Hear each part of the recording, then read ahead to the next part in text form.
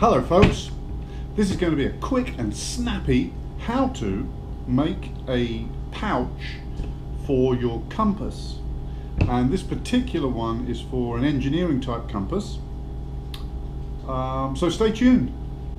For this project you will need an arbor, that's this thing in the middle, that accepts a hole saw, this thing here, of the right diameter for the compass that you're making a pouch for.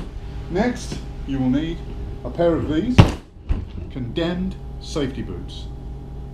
The better quality safety boots you use, the better quality leather you'll have for your compass pouch.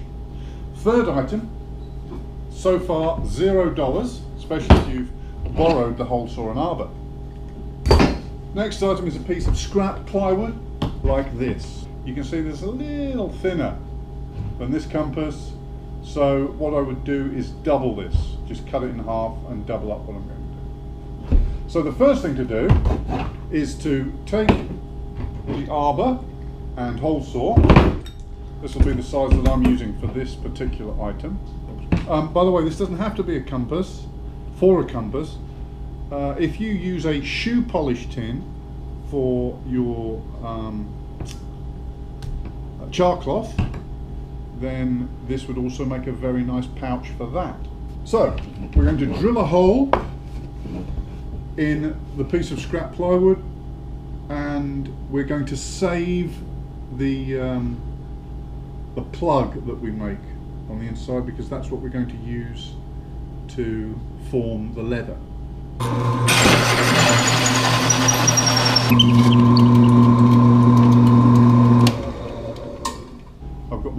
I'm making this for an engineer's type compass, as favoured by Embarado, Bushcraft and Smithing. He also did a video on using the engineering type compass to take a bearing, etc., so check that out. So we've got the plug and we've got the hole. We need to trim this up a bit. You can see it's a little bit rough, and the best way to do that is to find a nut and bolt the right size to go through this center hole, put it through, do it up, put it in a drill, a hand drill, and then whiz it up with a bit of sandpaper, and then you can put a bit of a radius on things. I'll show you how to do that now.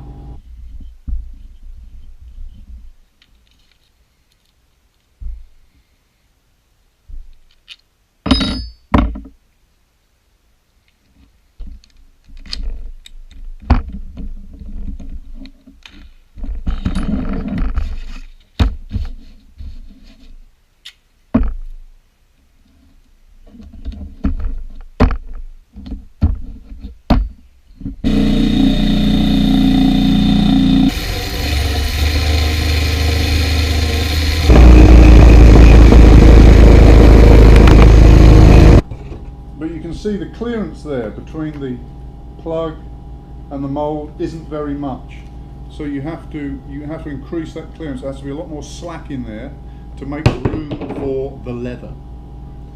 But I'll show you that now.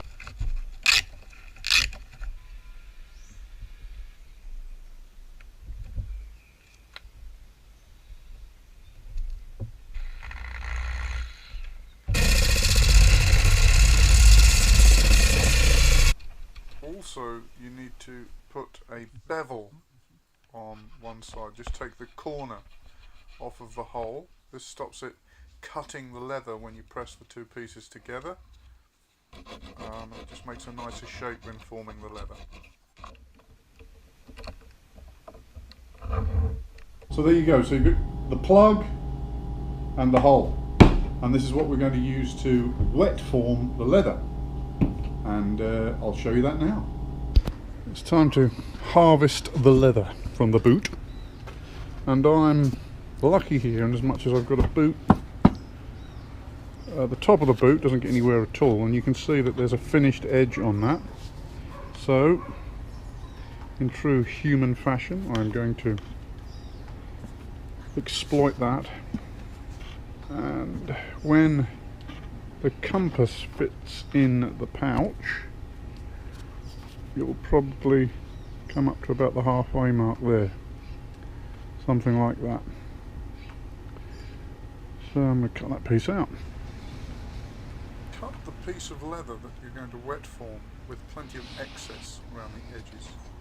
You can see the bevel this side, that's the side that goes down onto the leather to form the shape.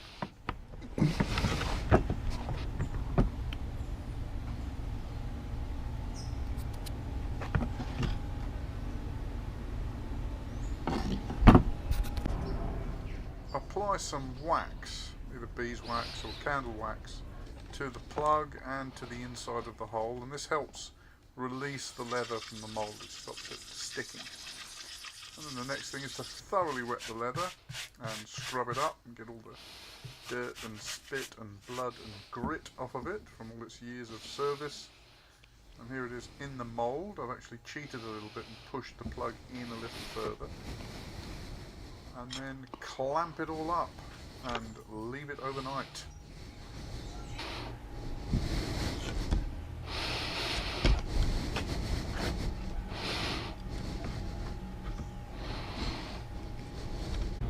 "24 hours later."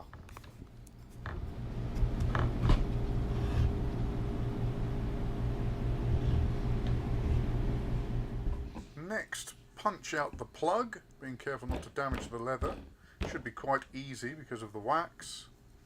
Press out the leather from the mould, again, because of the wax it should release. And a viola, a nicely wet formed part of a leather pouch. I'm just checking it here for fit.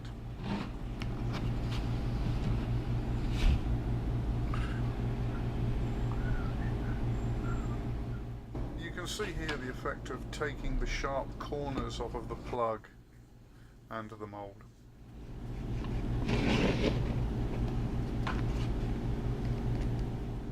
It needs to be a relatively snug fit, bearing in mind that the leather will stretch over time, so it needs to be quite tight initially. After using a pencil to mark the stitch line, you'll need a dinner fork. The dinner fork isn't to make holes, but it is to mark where the stitching will go, so you can get nice even stitch marks. I'm just demonstrating it there on the corner of the leather. So you would go round the radius along the line that you've marked, marking out where your stitches will go, so that you end up with a nice, neat, professional looking finish. Now for the flap and the back of the pouch, and you can see I've even marked where the topper will go also. I'm also getting a little bit fancy pants here, and I'm going to try and make a bit of a blister in the lid flap to accommodate the top of the compass.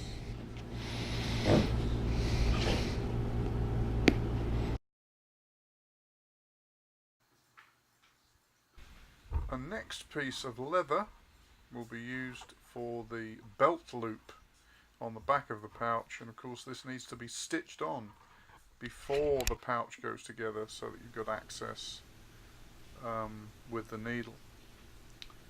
And then it's time to glue things together. I'm using a bit of adhesive, contact adhesive here, and I'm going to stick the front to the back of the pouch.